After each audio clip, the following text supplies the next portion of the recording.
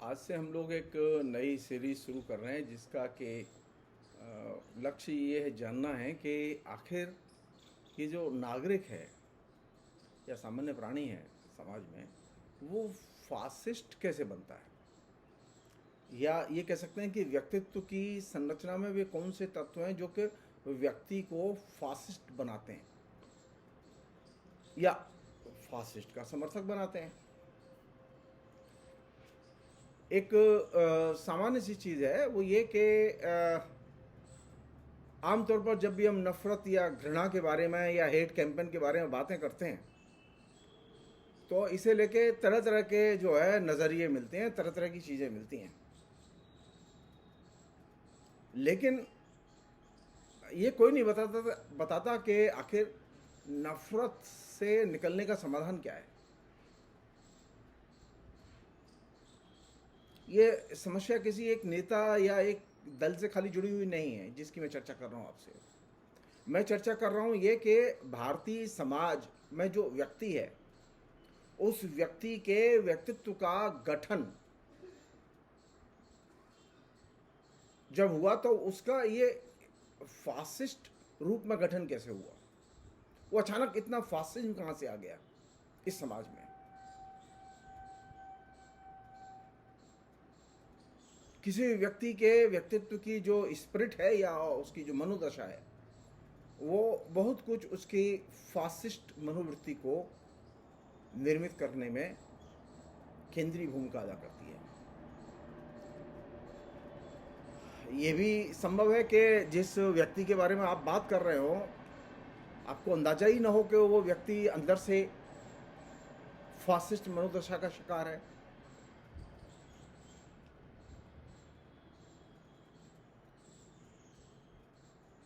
हमने ही मान लिया था ना कि हम तो अटल जी की को हरा दिया था 2004 में, और मान लिया था कि फासिज्म हार गया। बीजेपी की कई बार हार हुई और कई बार हार के बावजूद बीजेपी आज मौजूद है।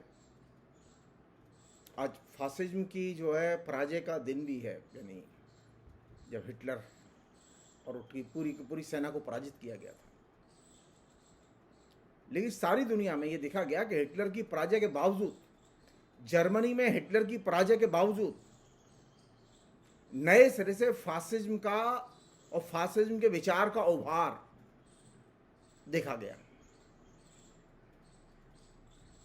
भले ही दूसरी विश्व युद्ध में फासिज्म या हिटलर हार गया हो, भले ही इलेक्शन में भारतीय जनता पार्टी हार गई हो, लेकिन वो रिवाइव की। कैसे रिवाइव की? और वो एक ऐसे आक्रामक नेता के साथ में रिवाइव की जिसकी कभी किसी ने कल्पना नहीं की थी, और जो 2014 से वो सत्ता में है।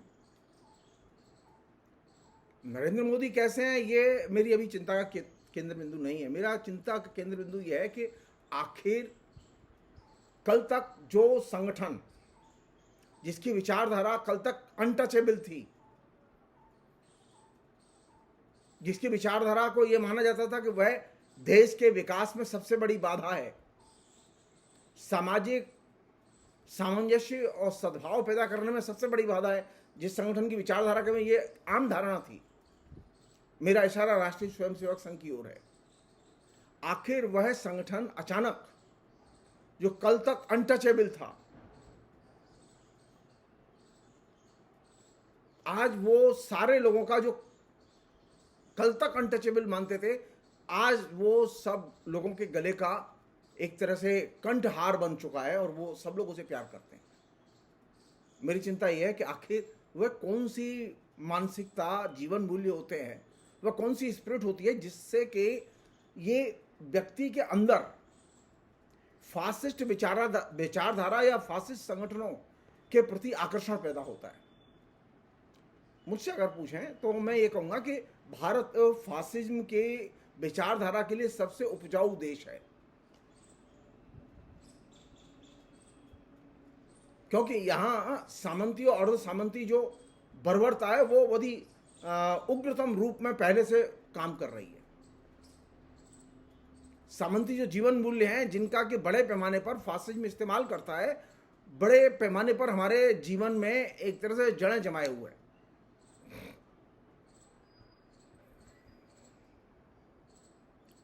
सब लोग जानते हैं इस बात को कि सारी दुनिया में अगर किसी विचार ने सबसे अधिक खतरा पैदा किया है, किसी विचार ने किसी भी देश को सबसे ज्यादा क्षतिग्रस्त किया है, जनता को क्षतिग्रस्त किया है, तो वह है फासिज्म। चाहे वो जर्मनी हो, चाहे वो ऑस्ट्रिया हो, चाहे वो इटली हो, चाहे वो भारत हो। ऐसा नहीं कि फासिज्म इटली और जर्मनी के लिए तो खतरनाक था लेकिन भारत के लिए खतरनाक नहीं है, ऐसा नहीं है।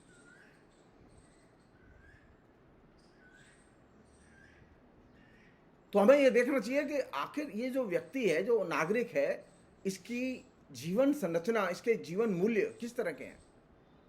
क्यों वो अचानक इतना मोदी भक्त हो गया और इतना आरएसएस भक्त हो गया। जिस आरएसएस की और जिस मोदी की कल तक वो छवि देखना पसंद नहीं करता था, आज वो छवि लगाना पसंद करता है।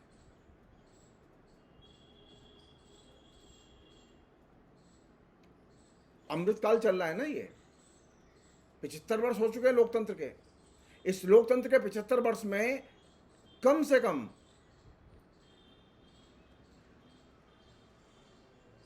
20,000 से अधिक दंगे हुए हैं देश में, और कोई दंगा ऐसा नहीं है जिसमें कि रिएक्शनरी फासिस्ट संगठनों की भूमिका न हो।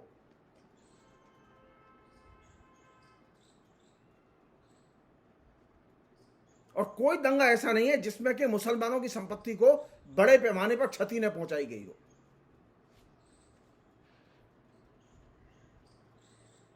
तो आखिर ये हिंदुस्तान में इतने दंगेबाज आए कहां से। हमने तो ये मान लिया था कि भारत विभाजन हो चुका है, भारत विभाजन के बाद में डेमोक्रेसी आ गई है और धर्मनिरपेक्षता का विकास हुआ है और धर्मनिरपेक्षता का अब घर घर पहुंच चुकी है। लेकिन अचानक ये धर्मनिरपेक्षता हर घर से बेदखल करके अब हर मोदी कहां से आ गया, ये चिंता की चीज है। ये सिर्फ वोट की पॉलिटिक्स नहीं है।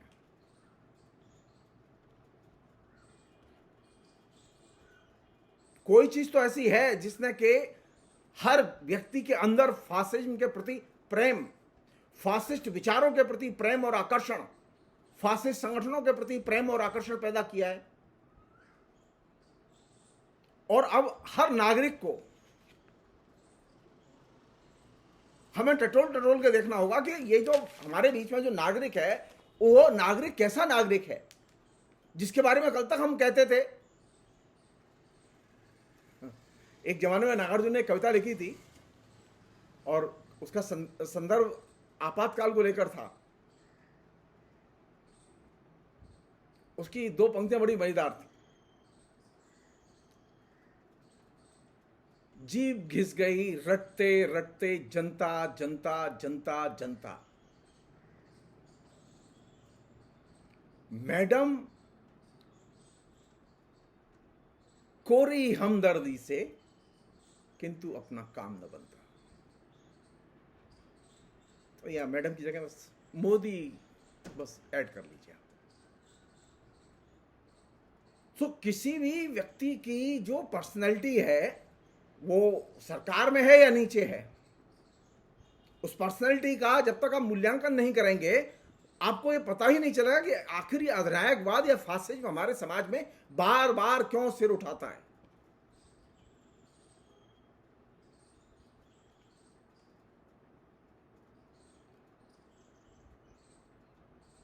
देखिए, हर व्यक्ति के कुछ खुले विचार होते हैं और कुछ उसके गुप्त विचार होते हैं। खुले विचारों को हम लोग जानते हैं, उन पर डायलॉग करते हैं, लेकिन जो उसके छुपे हुए विचार होते हैं, गुप्त विचार होते हैं, उन्हें हम जानते नहीं हैं। और ये जो गुप्त विचार हैं, ये बड़े पैमाने पर फासिज्म के और फासिस्ट संगठनों के सामाजिक विकास और उनके प्रोपेगेंडा के विकास में बहुत बड़ी मदद करते हैं। तो जब हम व्यक्ति के बारे में बात करें तो व्यक्ति से बात करें तो हम जानने की कोशिश करें उसके खुले विचार कैसे हैं और गुप्त विचार कैसे हैं। मसलन हमारे यहां ऐसे लोग हैं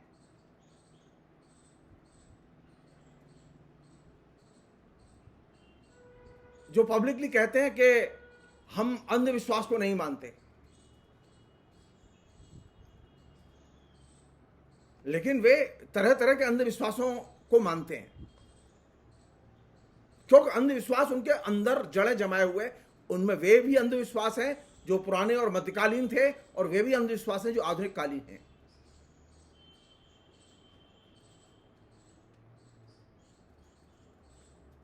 तो जिन लोगों के गुप्त विचार छिपे होते हैं वे लोग, और हमारे समाज में तो एक बड़ा हिस्सा है जो अंदर कुछ है और बाहर कुछ है।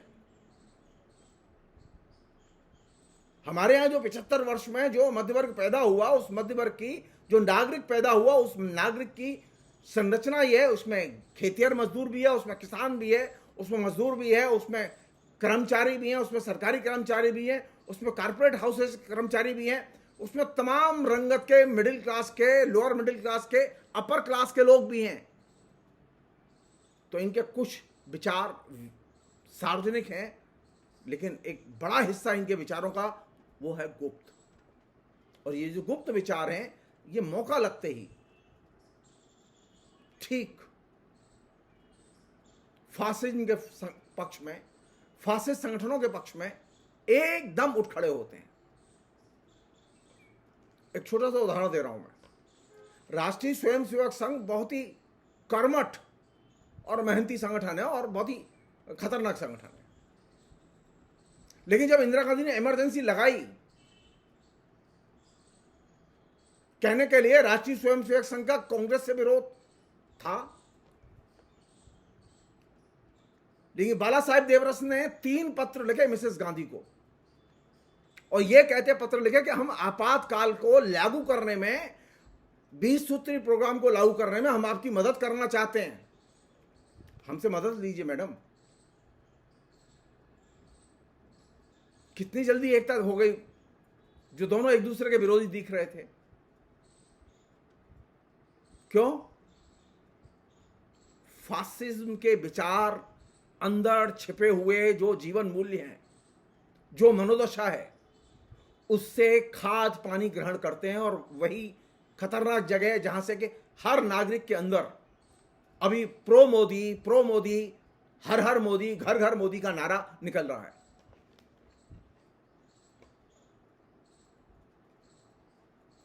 सामने हम लोग नहीं कहते कि मुसलमान खराब हैं, लेकिन अंदर से मानते हैं मुसलमान खराब हैं। सामने हम नहीं कहते कि हमें दहेज नहीं चाहिए, ये सब बात करो, हम दहेज नहीं लेते, दहेज नहीं चाहिए हमें, अंदर से चाहते हैं कि दहेज चाहिए। सामने कहते हैं कि हम सादगी से शादी करेंगे, लेकिन अंदर से ये विचार है कि शादी हो तो एकदम तड़क भड़क के और तामझाम के साथ होनी चाहिए।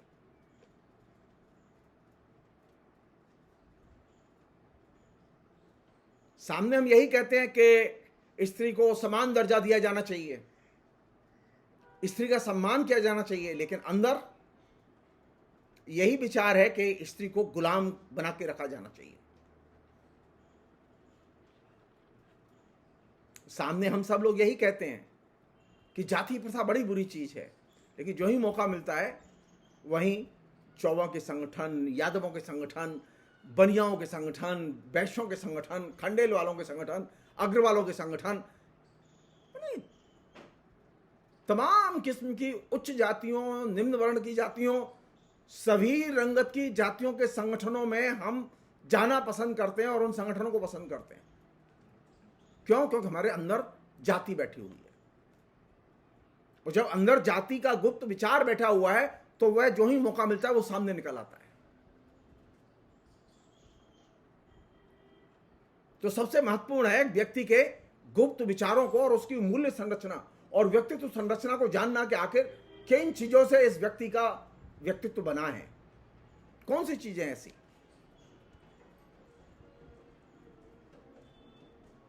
जो लोग अपने अंदर कुछ हैं और बाहर कुछ हैं, यानी इस तरह की जो ड्वेल पर्सनैलिटी है, वे लोग एंटी डेमोक्रेटिक विचारों से सबसे जल्दी प्रभावित होते हैं। और यहीं पर हमें देखना चाहिए कि व्यक्ति के जो विचार है और उसका जो आचरण है, इसके बीच में क्या संबंध है, कितनी एकता है और कितनी दूरी है, किन किन चीजों को वो मानता है, किन किन चीजों को नहीं मानता है।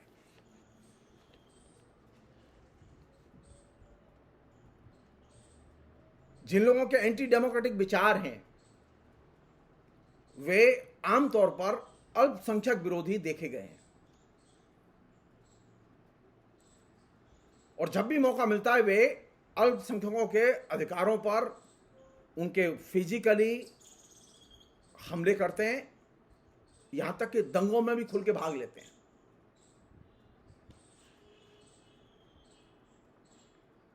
ऐसे भी लोग हैं जिनके एंटी डेमोक्रेटिक विचार हैं, अल्पसंख्यक विरोधी विचार हैं, लेकिन वे आचरण में, एक्शन में उनका पालन नहीं करते, लेकिन खाली विचारों तक सीमित रखते हैं। वे कभी खुलेआम अल्पसंख्यकों के ऊपर फिजिकल हमले नहीं करते, खुलेआम खुले मंचों से अल्पसंख्यकों की निंदा नहीं करते, लेकिन अंदर से वे अल्पसंख्यक विरोधी हैं।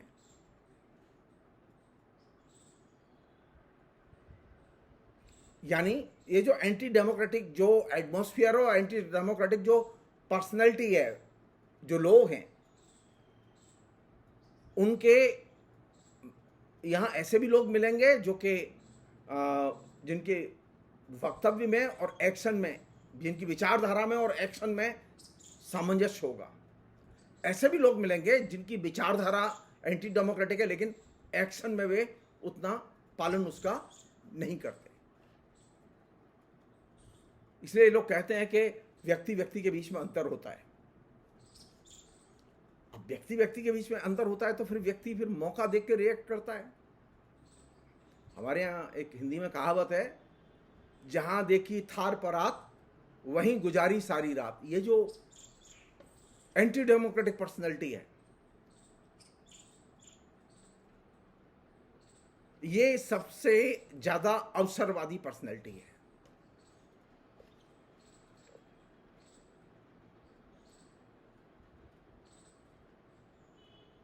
अब एक और पहलू है जिस पर के कायदे से विचार करना चाहिए इस प्रसंग में, वो ये कि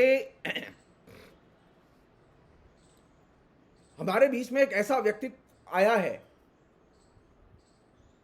जो कि दृष्टिकोण से तो एंटी डेमोक्रेटिक है, लेकिन वो पब्लिकली रिएक्ट नहीं करता क्योंकि उसकी आलोचना हो सकती है। मैं आए दिन ऐसे अपने दोस्तों को देखता हूं, परिचितों को देखता हूं, जो पब्लिकली अपने एंटी डेमोक्रेटिक विचारों को व्यक्त नहीं करते, लेकिन अंदर से एंटी डेमोक्रेटिक है, क्योंकि वे जानते हैं कि अगर वे एंटी डेमोक्रेटिक विचारों को व्यक्त करेंगे तो उनकी आलोचना होगी, और वे आलोचना से डरते हैं।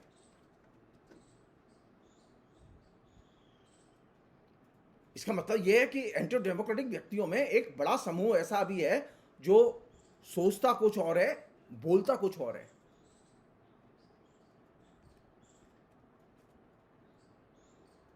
इसमें ऐसा भी एक समूह है जो कि जो चीज सोचता है उसे वो पब्लिक में स्वीकार नहीं करता।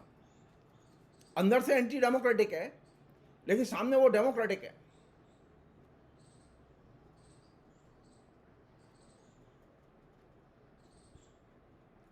यही व्यक्ति जो ही माहौल बदलता है, जब देखता है कि अब चारों तरफ माहौल एंटी डेमोक्रेटिक है, यही व्यक्ति जो कल तक एंटी डेमोक्रेटिक एक्शन का समर्थन नहीं कर रहा था, वो खुल के एंटी डेमोक्रेटिक फोर्सेस के साथ में, एंटी डेमोक्रेटिक एक्शंस के साथ में खुल के भाग लेता। और यही वह जगह है जहां से कि व्यक्ति जो कल तक धर्मनिरपेक्ष था, लोकतांत्रिक था, लेकिन अंदर उसकी जो संरचना थी वो एंटी डेमोक्रेटिक थी, और वह जो ही माहौल बदला उसने ठीक अपना चरित्र बदल लिया, और वो एंटी डेमोक्रेटिक फोर्सेस के साथ में कंधे से कंधा मिलाकर खड़ा हो गया। हम विश्वास ही नहीं कर पाते।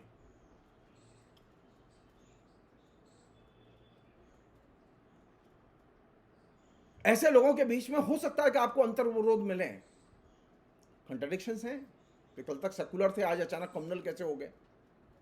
कल तक मोदी विरोधी थे, आज अचानक मोदी समर्थक कैसे हो गए?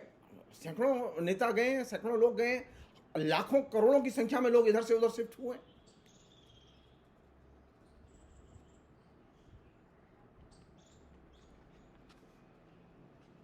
सवाल ये कि इस तरह के व्यक्ति की खुद की अपनी कोई आइडियोलॉजी है या नहीं, जो विचारधाराहीन है और एंटी डेमोक्रेटिक है, वो सबसे ज्यादा खतरनाक है। इसलिए जब हम नागरिक के अंदर फासिस्ट विचारों की खोज करें तो हमें देखना चाहिए वह जिन विचारों को मानता है क्या उनको लेके वह आचरण करता है, वह जिन विचारों को मानता है क्या वे विचार डेमोक्रेटिक हैं या एंटी डेमोक्रेटिक हैं। हमने मान लिया है कि भारत की जनता, सारी जनता लोकतांत्रिक जनता है। जी नहीं, आपको अपने आने वाले समय में लोकतंत्र के लिए लोकतांत्रिक जनता का निर्माण करना होगा।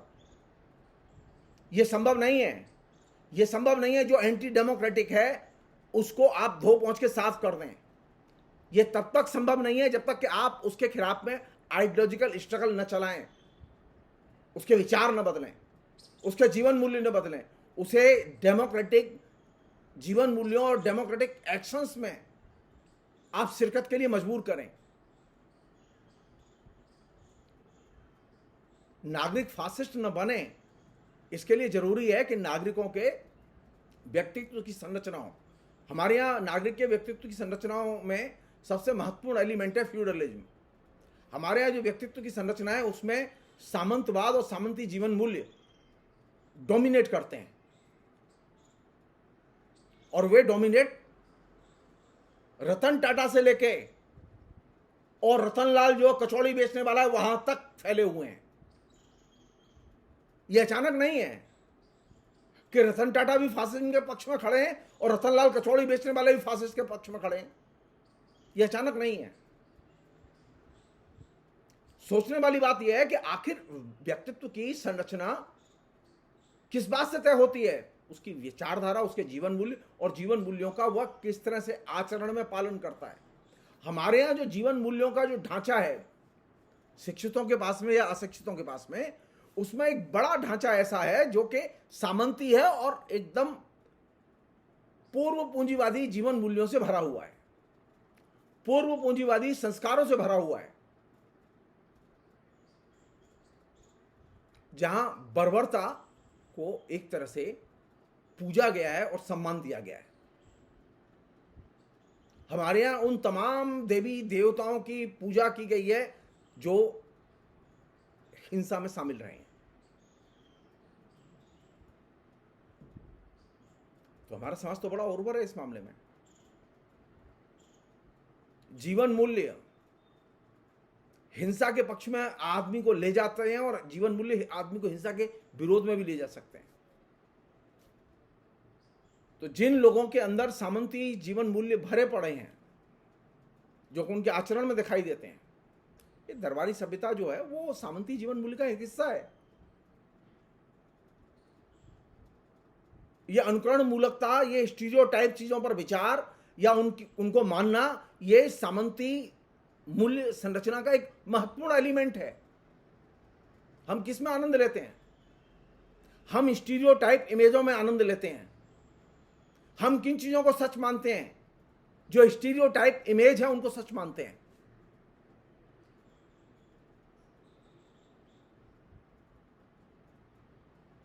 तो समाज में अगर स्टीरियोटाइप चीजें, स्टीरियोटाइप जीवन मूल्य, स्टीरियोटाइप कहानियां जो कि अमूमन झूठी होती हैं, स्टीरियोटाइप नरेटिव अमूमन झूठा होता है,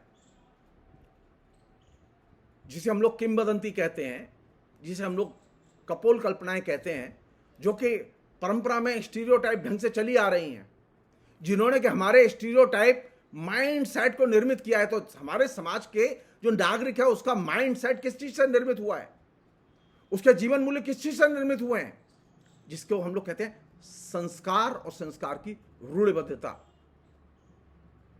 जिसे अंग्रेजी में कहते हैं स्टीरियोटाइप एटीट्यूड्स।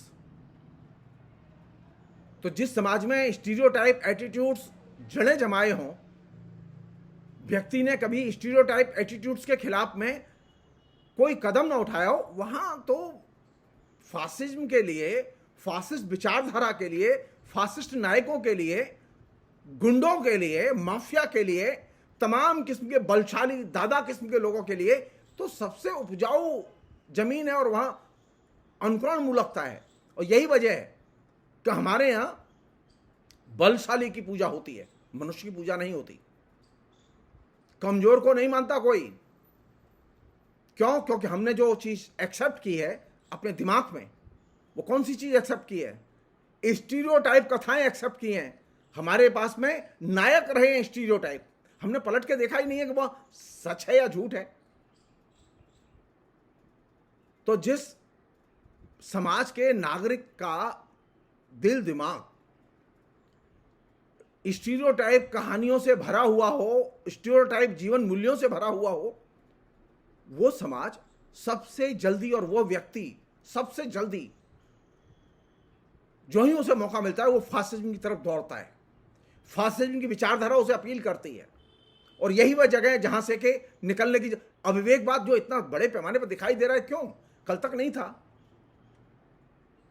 लेकिन समाज में तो था, हमने कभी माना नहीं।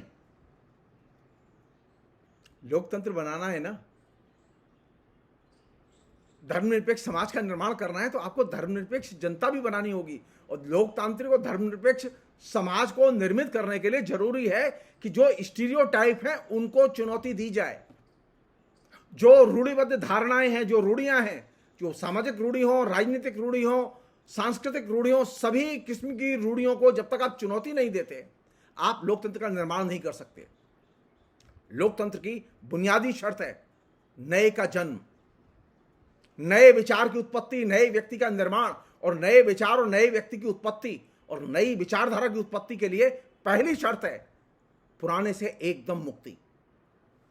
हमने क्या किया? पुराना रहेगा, ऊपर वोटिंग रहेगी डेमोक्रेसी की। कर लीजिए बहस।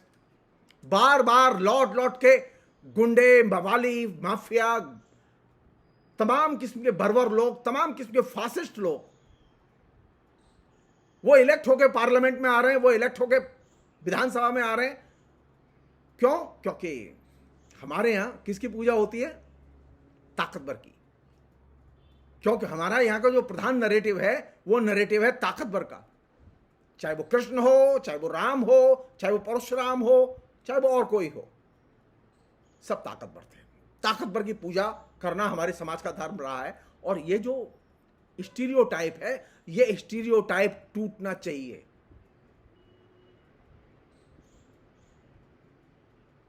आप स्टीरियोटाइप को चुनौती नहीं देंगे, रूढ़िबद्ध धारणाओं, रूढ़िबद्ध संस्कारों, रूढ़िबद्ध संस्कृतियों को आप चुनौती नहीं देंगे, आप एंटी डेमोक्रेटिक माइंडसेट को, मनोदशा को नहीं बदल सकते। यही वो जगह है जहां से सबसे अधिक मदद राष्ट्रीय स्वयंसेवक संघ और नरेंद्र मोदी को मिल रही है। और इसी जगह सबसे अधिक चुनौती देने की जरूरत है कि आखिर वे कौन से स्टीरियोटाइप हैं जिनके जरिए ये सबसे सहज भाव से, सरल भाव से साधारण नागरिक के जीवन में दाखिल होते हैं, उसे विनोवर करते हैं और जो कल तक उनका दुश्मन था उसे भी वे अपना हितैषी बना लेते हैं, अपने साथ खींचने में सफल हो जाते हैं। हमने तो कभी स्टीरियोटाइप के प्रति सवाल खड़े करना जरूरी नहीं समझा। हम तो स्टीरियोटाइप नायक को देखकर फिल्म में हम तालियां पीटते रहे और हमें बार बार अच्छा लगता रहा अमिताभ बच्चन का हीरो व्यक्तित्व। हमें धर्मेंद्र हमेशा अपील करता रहा जो स्टीरियोटाइप है। हमें माधुरी दीक्षित और रेखा हमेशा अपील करती रही जो कि स्टीरियोटाइप है। स्टीरियोटाइप जब तक रहेगा और आप इसके प्रति सवाल नहीं खड़े करेंगे, आप तय मानिए आप बार बार फासिज्म की गोद में जाएंगे और फासिज्म के हमले झेलेंगे। और फासिज्म से अगर बच गए तो माफिया तो हैं, घर घर माफिया, हर माफिया, हर शहर में माफिया। कहां से आ रहा है ये? वही स्टीरियोटाइप से, जहां बल की पूजा करना सिखाया गया, जो स्टीरियोटाइप हमारे दिमाग में बैठाया गया कि जो ताकतवर है वही महान है। लोकतंत्र में जो सबसे निर्बल है वो महान है, और ये नैरेटिव घर घर पहुंचना चाहिए। फिलहाल इतना ही। बहुत बहुत शुक्रिया।